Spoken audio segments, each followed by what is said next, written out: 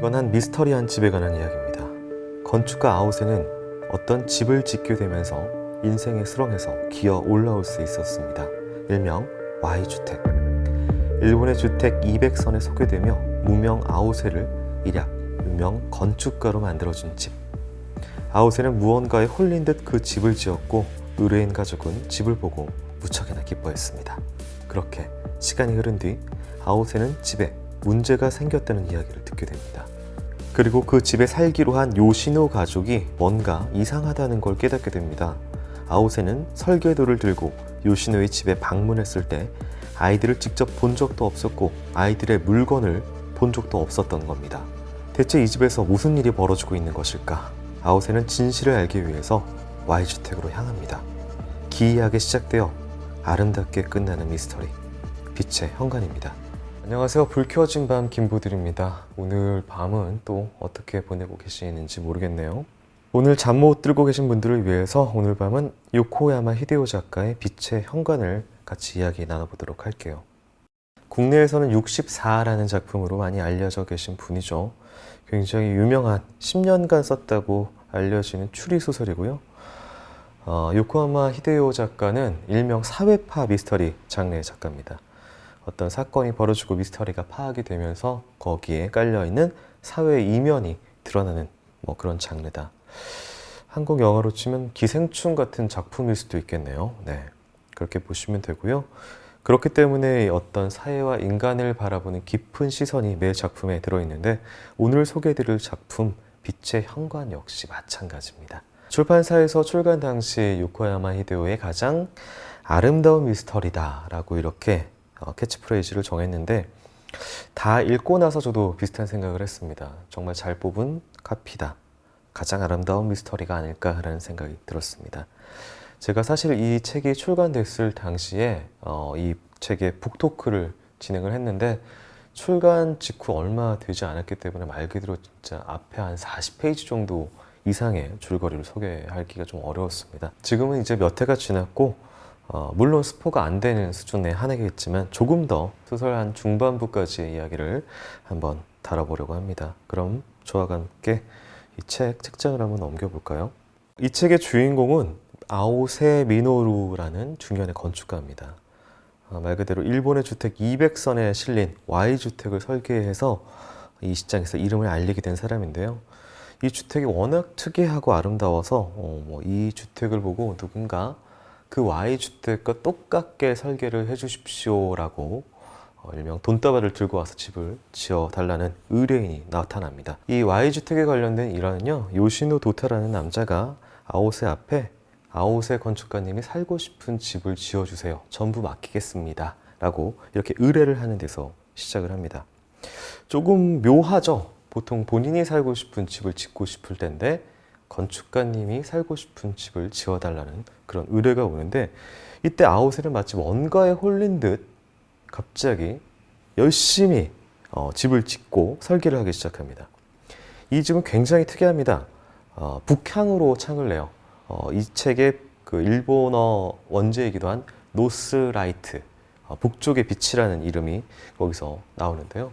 북쪽에 창을 냈기 때문에 북쪽에서 이렇게 빛이 들어오는 굉장히 특이한 구조의 그런 집입니다.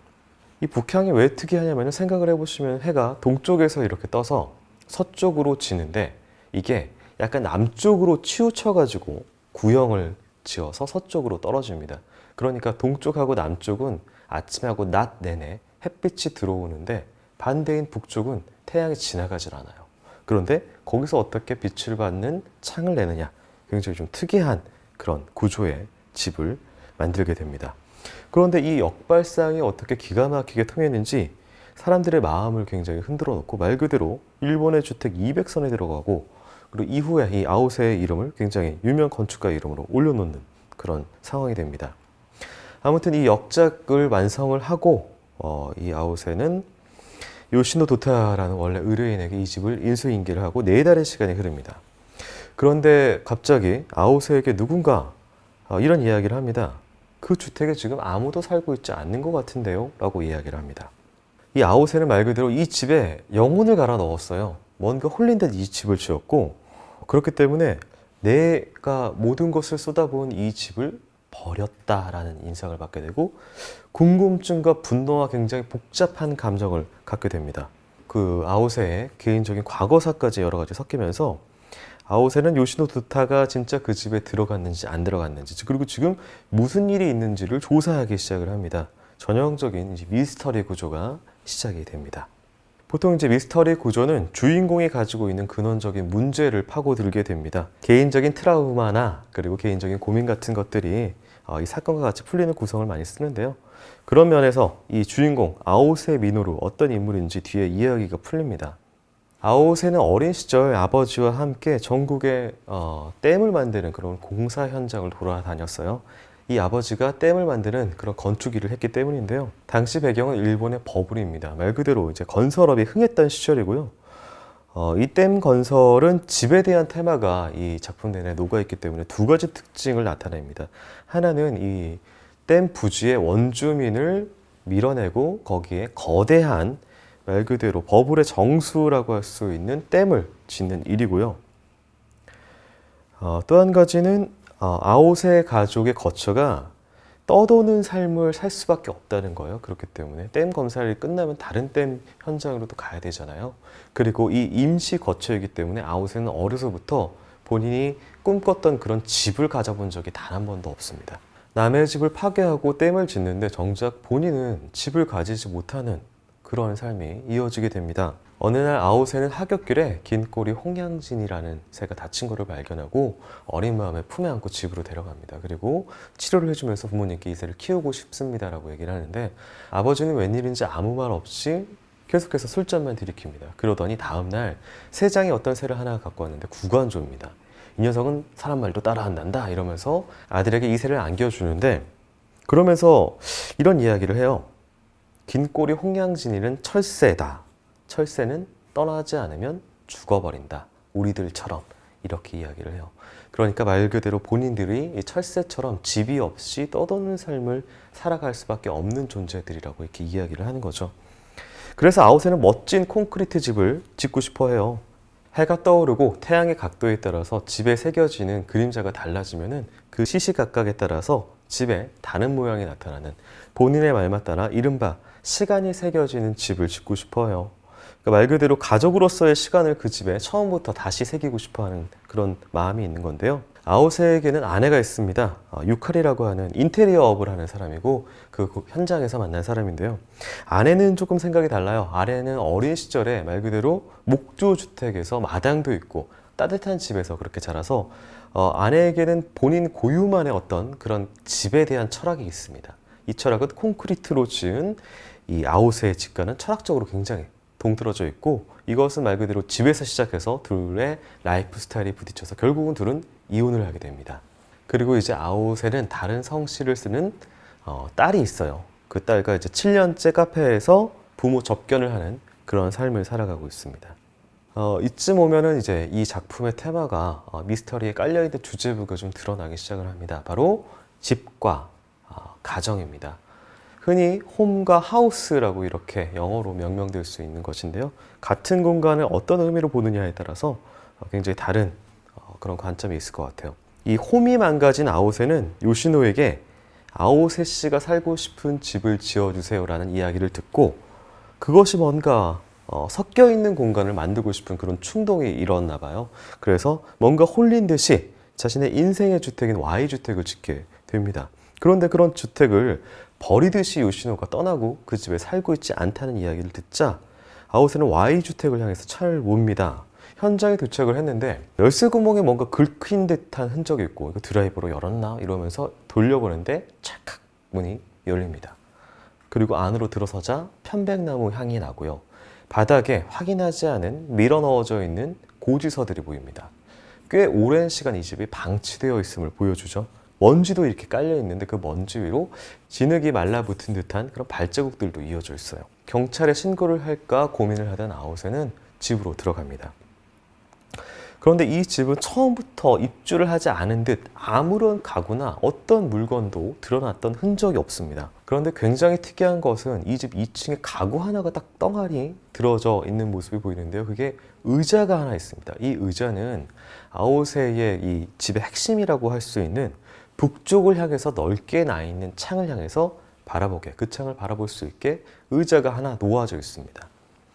이 의자는 나중에 뒷부분에 타우트라는 독일 건축가의 가구, 작품이다라는 것이 드러나는데요. 이 타우트는 실존 인물이에요. 유명한 건축가고 실제로 독일에서 일본으로 왔다가 다시 터키로 간 그런 역사적인 인물입니다. 이 이야기, 타우트의 의자에 관한 이야기는 뒷부분에 또 펼쳐지게 되고요. 아오세는 그렇다면 이 의자는 왜 여기 있는지, 요시노는 도대체 어디로 사라졌는지 이것에 대해서 추적을 계속 이어가게 돼요. 아오세는 근처 이제 마을을 돌다가 메밀국수집에 하나 들어가게 되는데, 이 집에서 그 의뢰인인 요시노가 국수를 먹고 갔다. 당시에 아내분과 함께 오셨다라는 주인장의 말을 듣습니다. 그런데 주인장은 이 아내에 대해서 굉장히 키가 컸던 여자라고 이야기를 합니다. 아오세가 알기로 그때 마주했던 이 요시노 부인은 굉장히 키가 작고 아담한 사람이거든요. 그렇다면 이 여자는 대체 누구냐? 사라져버린 가족, 내가 아는 아내가 아니다. 여러 가지 미스터리가 계속해서 펼쳐지게 됩니다. 그리고 탐문을 계속 해본 결과 이 요시노라는 인물은 심지어 오래전에 이혼을 해서 아내와 살고 있지 않고 가족과도 따로 사는, 혼자 사는 남자라는 것까지 나옵니다. 그렇다면 자기가 만났던 요시노의 가족들은 누구인지까지 미스터리는 점점 쌓여가는데요. 무엇보다 궁금했던 건 이거죠. 이 요시노는 왜 나에게 그런 이상한 의뢰를 했고 나에게 왜 지금 이런 짓을 하고 호련히 또 사라져버린 것인가. 그렇게 조사를 하다가 이 아오세는 Y주택으로 다시 돌아오게 됩니다. 그런데 눈에 띄는 게 깜빡깜빡하는 불이 보입니다. 바로 거실에 놓여있는 전화기의 앤서링 머신입니다. 여기 몇 통의 전화들이 쌓여져 있는데요. 재생 버튼을 눌러서 확인을 하자 뭔가 숨소리인 듯 혹은 바람 소리인 듯 하는 그런 소리가 녹음이 되어 있습니다. 그리고 이내 전화가 뚝 끊깁니다. 앞으로 돌려보니까 또 그런 소리가 녹음이 되어 있는 거예요. 몇 건이. 이 전화는 5일 간격으로 계속해서 왔다는 걸 확인한 아우세는 이 마지막 녹음이 4일 전에 녹음되어 있다는 걸 알고 하룻밤을 이 저택에서 기다려보기로 합니다. 그리고 날이 밝아서 드디어 5일째가 되는 날 아침 전화기에 벨이 울립니다. 그 따르릉 소리에 아우세는 전화기를 집어들게 되고요. 그 뒤에 펼쳐지는 이야기는요, 여러분들께서 직접 책을 통해서 한번 확인해 보시면 되겠습니다.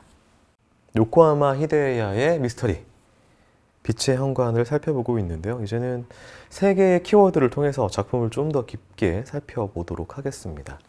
첫 번째 키워드는 딸입니다. 앞부분부터 계속해서 이 딸과 주기적으로 만나는 아오세의 모습이 등장을 하게 되는데요. 이야기는 아오세가 가지고 있는 집과 가정에 대한 그 감정이 키가 되거든요. 거기 모든 미스터리가 집중이 되고요. 아오세의 딸은 전부인과 삽니다. 근데 이제 사춘기가 들었고 7년이 지났기 때문에 아오세는 본인이 키웠을 때의 딸과 달라서 얘를 이제 도대체 어떻게 대해야 되는지 조금 고민이 드는 시기입니다. 그러니까 내가 만들었으나 내 손을 떠난, 그리고 다른 성을 지니고 살아가는 딸이 있고요. 내가 만들었으나 내 손을 떠나서 딴 가족이 살고 있는 Y주택이 있습니다. 이게 동일시되는 것처럼 느껴져요, 아오세에게. 그래서 내가 만든 이 Y주택에 의뢰인의 가족이 살고 있지 않다는 그런 것이 이 내가 만든 집, 내가 만든 가정이 다시 한번 버림받는다라는 그런 대리감적으로 좀 보여서 이거를 되돌리고 싶은 마음, 다시는 내 집을 파괴시키고 이 집이 무너지는 걸 보지 않겠다라는 그런 마음 때문에 아오세는 이 요시노의 뒤를 쫓는 것으로 좀 보입니다. 그리고 이 집을 회복하는 과정이 이 소설의 뒷부분에 펼쳐지게 됩니다. 그리고 제가 뽑은 두 번째 키워드는 타우트의 의자입니다. 이 이야기는 Y주택에 섞여 있는 요시노의 미스터리가 요시노가 그곳에 가져다 놓은 타우트의 의자와 엮여서 풀려가게 됩니다. 요시노와 요시노의 집안이 과거에 건축가 타우트와 어떤 관계가 있어요. 설명을 좀 드리긴 어렵겠지만 어떤 관계가 있어서 요시노를 찾는 것, 그리고 타우트의 의자가 어떤 것이고 그게 왜 여기 있는지를 파헤쳐가는 게 이제 동일선상에 이렇게 놓고 펼쳐지게 되는데요. 타우트는 말씀드렸다시피 실존 인물입니다. 독일에서 2차 대전 당시에 나치를 피해서 일본으로 망명을 한 인물이고요. 이 일본에서 망명을 했더니 이 일본의 군국주의가 38년 굉장히 치닫게 되고 이걸 또 피해서 터키로 또 넘어가게 된, 거기 터키에서 생을 마감하는 인물이에요. 굉장히 모더니즘적인 그런 건축을 했던 인물이었고요. 그런 타우트는 터키에서 생을 마감하면서 이 이국 땅인 일본에 당시 이제 연인이었던 에리카랑 몇 년간 머문 집이 있는데, 그 집에 있는 신센테이의 뒷산에다가 자신의 유골을 뿌려달라는 이야기를 합니다. 아오세는 굉장히 의문이 남습니다. 보통 내가 어디서 죽고 싶냐라고 얘기를 하면 보통 많은 사람들이 집에서 죽고 싶다, 내 집에서 죽고 싶다라는 얘기를 할 텐데, 왜 내 집이 아닌 이국의 땅에 나를 뿌려달라고 했을까라는 의문을 표하게 돼요. 그런데 또 한편 타우트에 대해서 알아가고, 그리고 본인이 이 딸, 대학이 어려웠던 딸, 그리고 유카리, 집에 대한 관념에 대해서 계속해서 쫓아가다 보니까 이런 생각에 닿게 돼요. 연인인 에리카와 마지막으로 살았던 공간이니까 그 공간이 이국 땅이든 아무리 뭐 초라하든 뭐하든 그런 걸 떠나서 그곳이 정말 그에게는 마지막 집일 수가 있겠다라는 생각을 하게 되는데요. 그러면서 속으로 이렇게 생각을 합니다. 전 부인이죠, 유카리. 유카리, 우리 그 집으로 돌아가자. 방 2개짜리 집이라도 차 없이도 재밌게 살았잖아 라는 속마음을 토로를 하게 돼요. 이게 집에 대한 작가의 생각이고 주제부인데요. 집은 공간인데 사실 집은 시간입니다. 이게 무슨 말이냐면, 우리가 2차원의 선을, 그것이 선이라는 걸 보기 위해서는 3차원으로 올려서 위에서 봐야지 그것이 2차원인 게 확인이 돼요. 3차원인 공간도 그것을 보기 위해서는 우리가 시간이란 걸 들여서 4차원에서 그 집을 걸어 다니면서 봐야지 그 3차원의 공간인 집을 파악할 수가 있습니다. 그러니까 집이 있어도 거기에 시간이 없으면 이건 아무 의미가 없는 공간인 거예요. 실제로 건축을 할 때 건축가들은 그런 설계까지 하잖아요. 어떤 입구로 들어가서 어떤 순서대로 이 공간을 보고 어떤 것을 보고 마지막으로 나왔을 때 이 건물에 어떤 인상을 받게 하겠다라고 이렇게 설계를 하는 것까지 나오는데요. 실제로 일본 버블이 붕괴되면서 건설업계에 있던 아오세는 인생의 나락에 떨어집니다. 더 이상 집을 지을 필요가 없죠. 부도가 나고 집을 살 사람도 없고요. 그는 버블의 상징인 댐을 만드는 아버지의 콘크리트 댐, 그 상징을 이어받은 인물이에요. 그래서 콘크리트 건물을 짓고 싶어 하는 그런 사람이죠. 그 반대쪽에는 유카리가 있어요. 유카리는 어떤 집을 짓고 싶냐라고 얘기를 했을 때 목조 건물을 얘기를 합니다. 버블이 밀어버린 그 목조 건물과 가족들, 그 가정을 상징하는 인물이에요. 아오세는 건물이 중요하다고 생각을 했는데 버블이 터져버리자 그건 아무 의미가 없었고, 중요한 건 그 집에서 보낸 시간이었습니다. 소중한 사람들과 시간을 보낸 그 공간이 정말 집의 핵심이었던 거죠. 그런 의미로 제가 3번째 키워드로 뽑은 단어는 노스라이트, 북쪽의 빛입니다. 작품에서 이 북향에서 뻗쳐오는 빛에 대해서 반복적으로 나와요. 이 책을 보고 많은 사람들이 이 북쪽의 빛에 대해서 이야기를 많이 했는데, 그거에 대해서 어떤 의미인지를 얘기를 하신 분들은 잘 못 본 것 같아요. 저도 그래서 많은 고민을 해봤습니다. 이 북쪽의 빛이 어떤 의미일까? 일단 동쪽의 빛부터 얘기를 하면은, 동쪽의 빛은 작품에서 이런 얘기는 나와요. 총명한 느낌을 준다. 동쪽에서 떠오르는 느낌은. 그리고 해가 떠오르는 중천의 빛은 발랄함을 준다. 남양의 빛이죠. 여기서 더해서 제 개인적인 생각은 서쪽으로 넘어가는 빛은 뭔가 들뜬 마음을 가라앉혀주고 감상해졌게 만드는 그런 느낌의 빛인 것 같아요. 말씀드렸다시피 북쪽은 직접적으로 빛이 오지 않습니다. 태양이 그쪽 방향으로 가지 않기 때문이에요. 그런데 이 집에 창을 북쪽으로 딱 열어서 북쪽을 빛이 들어오도록 최대한 설계를 한 이 Y주택처럼요. 그렇게 설계를 하면은 북쪽의 빛이 집으로 들어옵니다. 직접 비추지는 않지만 분명히 그쪽에서도 빛이 있고 그 빛을 모으면 집에 들어온다는 얘기예요. 그러니까 이건 좀 의지적인 게 표현이 되는 것 같아요. 아오세는 본인의 의지로 그쪽에 창을 내서 빛의 현관을 만들었다는 표현이 나오거든요. 이 북쪽에서 들어오는 빛의 현관을 만들어서 누군가 그 현관을 맞이하려고 하는 그런 의지를 보여줍니다. 중요한 거는 누구를 드리느냐. 그거는 아오세와 아버지의 관계와 굉장히 깊은 이야기가 펼쳐집니다. 이 부분은 초반에 나오지만 조금 스포일 수도 있어요. 약 스포이기 때문에 좀 참고로 해서 들어주시길 바랍니다. 아오세의 아버지는 초반부에 죽었다고 나와요. 구관조. 아웃의 아들에게 선물했던 그 구간조를 찾기 위해서 갔다가 산에서 추락해서 사망하는 걸로 나옵니다. 그리고 이 Y주택을 의뢰했던 요시노 도테라는 인물 역시 아버지와 그리고 산과 관련이 있다는 얘기가 나와요. 아오세 역시 아버지가 구간조를 구하기 위해서 산에서 죽었고 요시노 아버지 역시 산과 어떤 관계가 있습니다. 이 북쪽에 창을 낸 Y주택은요, 그 창을 통해서 북쪽에 있는 산을 보이게 자리가 마련이 되어 있어요. 그리고 거기서 북쪽에 빛이 들어오죠. 요시노는 그곳에 의자를 갖다 놓습니다. 타우트의 의자를. 그것을 아오세는 이렇게 생각합니다. 요시노의 아버지를 위해서 그 의자를 거기에 가져다 놨다. 아버지가 그쪽을 향해서 들어오셔서 보실 수가 있도록, 이런 이야기를 하는데요. 목조로 된 Y주택을 짓는 것, 그리고 북쪽을 향해서 창을 내는 것, 이것이 유카레 그리고 아버지와 관련된 화해와 관련이 있다고 저는 봤어요. 유카레가 품었던 이제 전통적인 일본 가정에 대한 어떤 이야기, 본인이 이제 아버지가 댐을 만듦으로써 그런 전통적인 가정들을 붕괴시켰잖아요. 집을 없애고. 그런 것들을 자식 세대가 전 세대의 원망을 품을 수도 있지만, 이 붕괴 이후, 버블 이후의 자식 세대들이 결국은 이 가정의 회복을 위해서 버블 전 세대에 붕괴시켰던 그 콘크리트 세대들을 위해서 그 창을 열어서 화해의 손길을 내밀고 그 북쪽의 빛을 받아들이는 게 이 아오세가 이 Y주택에서 노스라이트를 받아들이는 방법이 아닌가 싶습니다. 이 작품의 주요 키워드로 나오는 타우트라는 독일의 건축가 역시 일본 전통의 건축과 그 다음에 본인이 알고 있는 서양의 건축을 합쳐가지고 뭔가 새로운 공간을 만들고 싶어 했거든요. 이런 전통 가치와 새로운 가치, 화해와 결합을 이 현관을 통해서 보여주고, 그리고 버블을 넘는 치유를 이 작가가 그 문을, 그 현관을 연 게 아닌가 싶은 그런 엔딩입니다.